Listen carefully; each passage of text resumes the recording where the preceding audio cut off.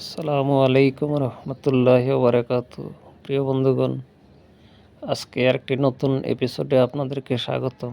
আমি ডক্টর সাইফুল ইসলাম আপনাদেরকে নিয়মিত বিভিন্ন রোগ ব্যাধি এবং মেডিসিন এর সম্পর্কে সচেতন করে থাকি। আজকে এমন একটি জটিল রোগ যা সচরাচর আমাদের আক্রান্ত হলে আমরা অনেকে বুঝতেই পারি না। সেই রোগটি হলো লুপাস বা সিস্টেমিক লুপাস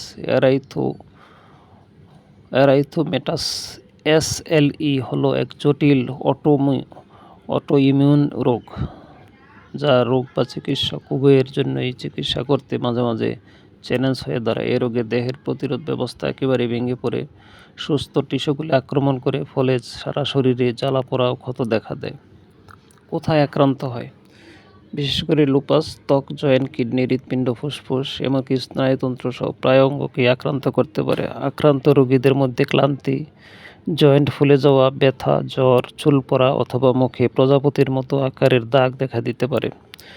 অনেকের কিডনি প্রদেশে জ্বালাপোড়া এবং স্নায়ুর জটিলতা হতে পারে, যার চিকিৎসা না হলে প্রাণঘাতী হতে পারে। লুপাসের জটিলতা আরও বেড়ে যায় এর অনিশ্চিত প্রকৃতির কারণে। কখনো রোগের উপসর্গ কমে যায়, আবার হঠাৎ করেই ফ্লেয়ার বা নতুন উপসর্গ দেখা দিতে পারে।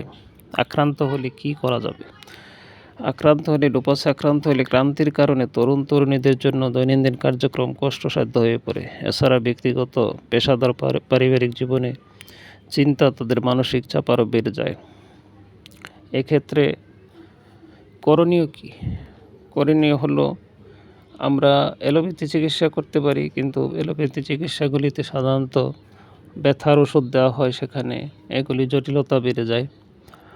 অ্যাকর্ডিং টু সিমটম, হোমিওপ্যাথিক চিকিৎসা সুন্দর চিকিৎসা ব্যবস্থা আছে আমাদের দেশে। অভিজ্ঞ চিকিৎসকের শরণাপন্ন হলে কিছু মেডিসিনের মাধ্যমে সে এগুলি থেকে দ্রুত আরোগ্য লাভ করতে পারে এবং তার পরীক্ষা নিরীক্ষার ঝামেলাগুলিও সে এড়িয়ে যেতে পারে।